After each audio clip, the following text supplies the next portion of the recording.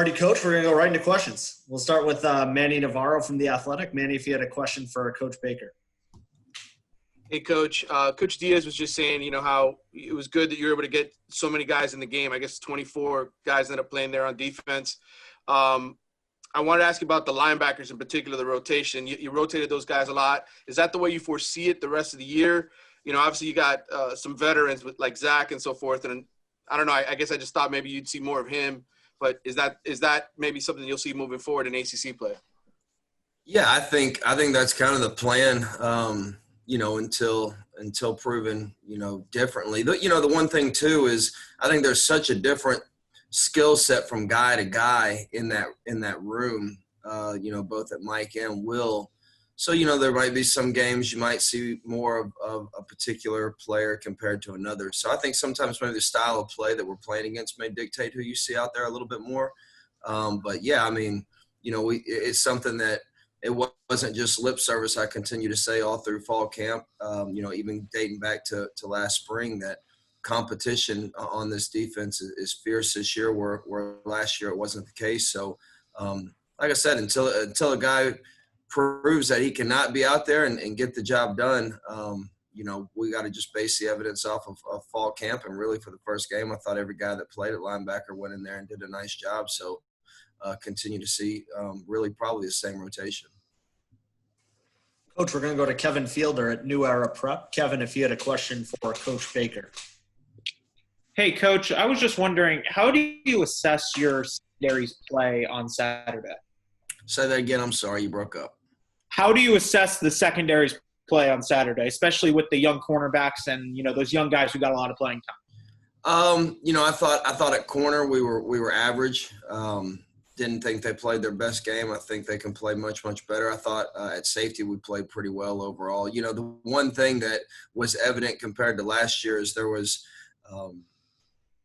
much more communication. There was a calmness about that group, especially early on. So that was a huge positive to see, especially a team, like UAB that motioned as much as they did. I don't think there was many communication errors from that aspect, which was vital to our success on Thursday night. Coach, we're going to go to Barry Jackson at the Miami Herald. Barry, if you had a question for Coach Baker. Hi, Blake. Just had another question on the defensive backfield. We've seen obviously some good, some bad from DJ Ivy. Is either Corey or Christian at the point where they can seriously challenge DJ? Because I know you like competition, or is Ivy still clearly one of your top two cornerbacks in your mind? No, I think Corey Couch is I feel good about putting any of those three out there. And I think Corey Couch, I think it's an open competition this week. And it's like that every week. But, yeah, I think Corey Couch can definitely challenge, just see who trots out there first. But you saw Corey play, he came off the bench early. He starts on our third down package. So it's somebody we feel really confident in, and I continue to see that moving forward. Great. Coach, we're going to go to David Lake at 24/7. David, if you had a question for Coach Baker. Yeah, Coach, kind of just an open-ended question.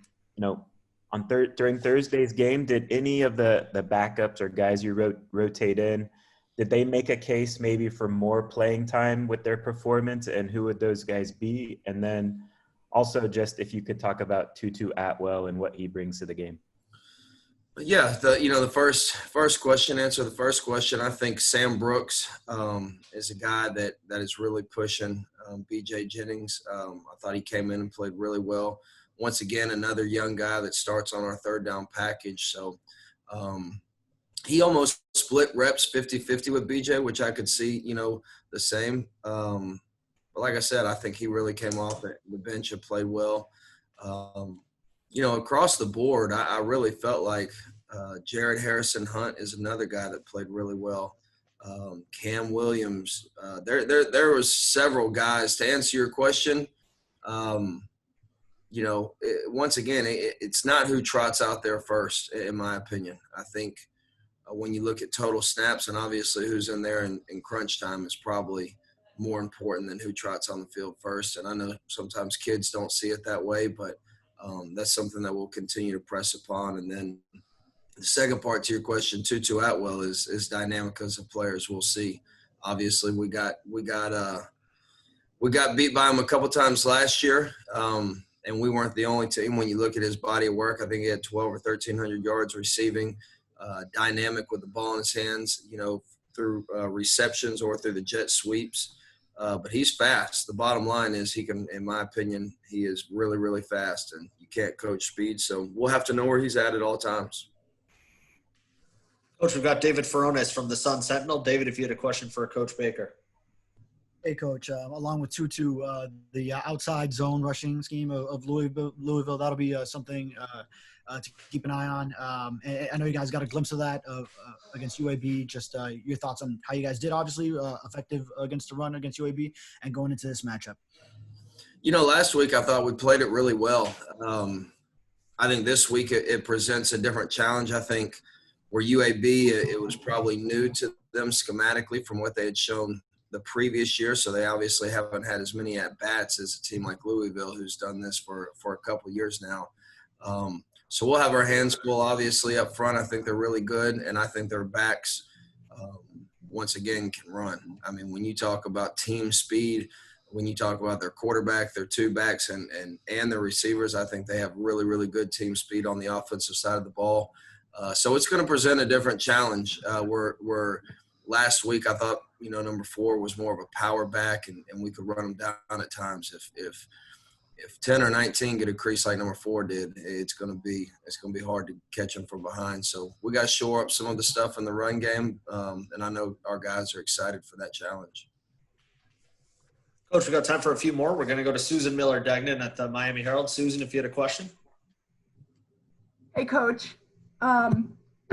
Anything you can say about Bubba Bolden? I noticed on this week's depth chart, it seems inconsequential, but it does say Bubba Bolden or Gervin Hall this week at one safety spot instead of the other way around.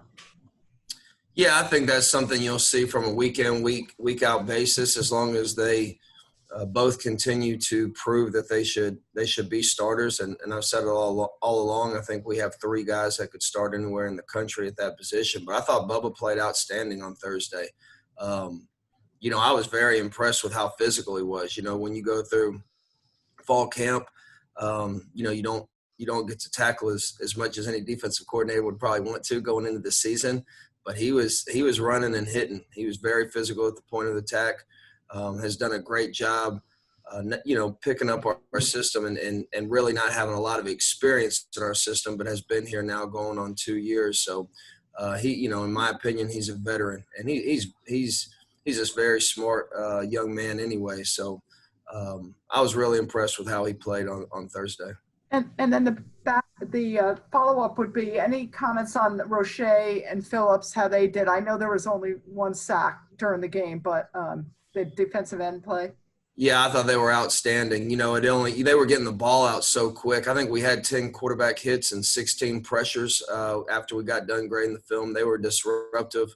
I thought both of them had an outstanding game, especially versus the run as well. We knew that team wanted to run the ball, and when they did decide to pass, it was usually out in less than 2 seconds. So, sometimes it's hard to necessarily fill the stat sheet up with sacks, but when you look at quarterbacks hits and pressures, I thought both of them had great games. We got 2 more for you, Coach Baker. We're going to start with Gary Furman at CaneSport. Gary, if you had a question for Coach Baker. Hey, Blake, how are you? Scott Satterfield's built a reputation as one of the, you could say, up-and-coming or better offensive coaches in college football now. Now that this is the second time that you're preparing for Louisville, what does he do schematically that makes him stand out, and what challenges does that pose for you? I think schematically they believe in what they do. You do not see them change a bunch from a week-to-week standpoint, which to me just shows that they have a lot of confidence in their scheme, and they do a good job understanding, if you're in man or zone, how to beat those concepts through speed, sweep motions. I mean, they do a lot of good stuff, a lot of complementary plays, meaning it looks exactly the same, until right after the ball snap, the play might be different, but it presents itself the same as far as formation and play, and they have complementary offense from that standpoint. But more than anything, I fully believe that they have 100% confidence in what they do, and their players have that same confidence, and they execute it at a really high level. And to me, that says a lot for coaching. Coach, we're going to wrap up with Chris Perkins from Sports Illustrated. Chris, if you had a question for Coach Baker. Hey, Coach, I've got a Roche Phillips strategy question as much as you feel comfortable answering. If I'm not mistaken, they stayed on the same side in the first half, and they both switched in the second half. And I'm wondering why make that move at halftime as opposed to intermittently, maybe throughout the first and second half?